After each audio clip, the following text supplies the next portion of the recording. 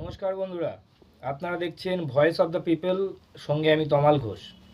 আপনারা ইতিমধ্যেই জানেন পশ্চিমবঙ্গে বিধানসভা নির্বাচন ঘোষণা করা হয়ে গেছে। নির্বাচন কমিশনের পক্ষ থেকে অফিসিয়ালি ঘোষণা করা হয়েছে 23 এবং 29 এপ্রিল পশ্চিমবঙ্গে বিধানসভা নির্বাচন 2026 সালে। এবং সেখানে সিপিআইএমের একটা বড় চমক বলা যায় এই কারণে, সবার প্রথমেই সিপিআইএম 192টা আসনে এখনও পর্যন্ত প্রার্থী ঘোষণা করা হয়ে গেছে। এবং এটাই শেষ কথা নয়, সিপিআইএম যে প্রার্থী তালিকা ঘোষণা করেছে তার মধ্যেও একটা বড় চমক আছে। দেখা যায় যে প্রচুর এই প্রজন্মের জেনারেশন তাদেরকে প্রার্থী করা হয়েছে, যাদেরকে আমরা মাঠে ময়দানে লড়াই করতে দেখি, তৃণমূলের বিরুদ্ধে বলিষ্ঠভাবে আওয়াজ তুলতে দেখি। এমন কিছু নাম আবেগের, যেমন প্রথমত এমন কথা কেন বলা, কালিয়াগঞ্জ বিধানসভার কথা আপনার মনে আছে? কালিয়াগঞ্জে যে উপনির্বাচনে একটা পার্টি রাজনৈতিকভাবে জিতে যাওয়ার পরে ভোটে নির্বাচনে জেতার ফলে তাদের উল্লাসের কারণে একটা বাচ্চা মেয়ে বোমের আঘাতে প্রাণ হারায়। তার নাম তামান্না। তামান্নার মাকে প্রার্থী করা হয়েছে সিপিআইএমের পক্ষ থেকে কালিয়াগঞ্জ বিধানসভায়, এবং কালিয়াগঞ্জ বিধানসভায় তাকে প্রার্থী করা হয়েছে সাবিনা ইয়াসিন। এবং যাদবপুর বিধানসভায় প্রার্থী করা হয়েছে বিকাশ রঞ্জন ভট্টাচার্যকে, যিনি তৃণমূলের দুর্নীতিগ্রস্ত নেতাদেরকে জেলে পাঠানোর জন্য একাই যথেষ্ট। এবং উত্তরপাড়ায় দাঁড় করানো হয়েছে মীনাক্ষী মুখার্জিকে, দমদম উত্তর সেখানে দাঁড় করানো হয়েছে দীপশিখা ধরকে, পানিহাটি কলতান দাশগুপ্ত, বরাহনগর সায়নদীপ মিত্র, মহেশতলা সায়ন ব্যানার্জি, দমদম ময়ূক বিশ্বাস, রাজারহাট নিউ টাউন সপ্তর্ষি দেব, যিনি গৌতম দেবের ছেলে। এবং রাজারহাট আমরা সবাই জানি, রাজারহাট নিউ টাউন এটা গড়ে ওঠার জন্য গৌতম দেবের একটা বড় ভূমিকা আছে। তার ছেলেকে দাঁড় করানো হয়েছে সপ্তর্ষি দেব, তিনি দাঁড়াচ্ছেন রাজারহাট এবং নিউ টাউন থেকে।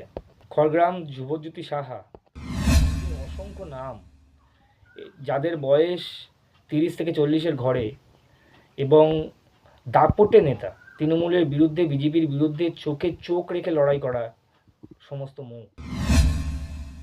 কোনো ফিল্ম স্টার নয়, কোনো নামি দামি ক্যান্ডিডেট নয়, কোনো কোটিপতি নয়, কেউ এসি গাড়িতে করে ঘুরে বেড়ায় না, কারুর বাবা রাজনীতি করে বলে ছেলে মেয়েকে রাজনীতিতে ঢুকিয়ে দেওয়া হয়েছে এমনটা নয়। সবাই মাঠে ময়দানে লড়াই করে, সংগ্রাম করে, নিজের জায়গা প্রতিষ্ঠা করে রাজনৈতিক লড়াই করছে তৃণমূলের বিরুদ্ধে, বিজেপির বিরুদ্ধে।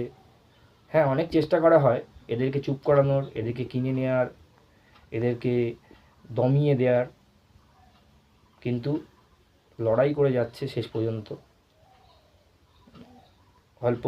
হয়তো শাসকের চোখে চোখ রেখে আওয়াজ তোলার মানুষ এখন খুব কম।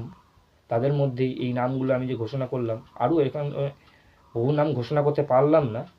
192টা আসনে তারা প্রার্থী দিয়েছে। এভাবে প্রত্যেকেই বলিষ্ঠভাবে লড়াই করবে তৃণমূল বিজেপির বিরুদ্ধে, এবং তাদেরকে শুভকামনা। সবাইকে লাল সালাম। তৃণমূল বিজেপির বিরুদ্ধে যে লড়াই, যে সংগ্রাম তারা করছেন, তারা যদি জিতে আসতে পারেন, তারা যদি বিধানসভায় গিয়ে আওয়াজ তুলতে পারেন, এটাই আশা করব যে তারা রাজ্যকে নতুনভাবে একটা দিশা দেখাক, যুব সমাজকে শুধু ভাতায় নয়, চাকরি দিয়ে খুশি রাখা যে অঙ্গীকার তাদের, সেটা যেন সফল হয়। সকলের হাতে কাজ, সকলের হাতে শিক্ষা, সকলের পেটে ভাত, সকলের সমান অধিকার, এই লড়াই যেন সফল হয়, সেই শুভকামনা করে। এবং আপনারা কি মনে করেন? আপনাদের কি মনে হয় এদেরকে এই বিধানসভায় যাওয়া দরকার?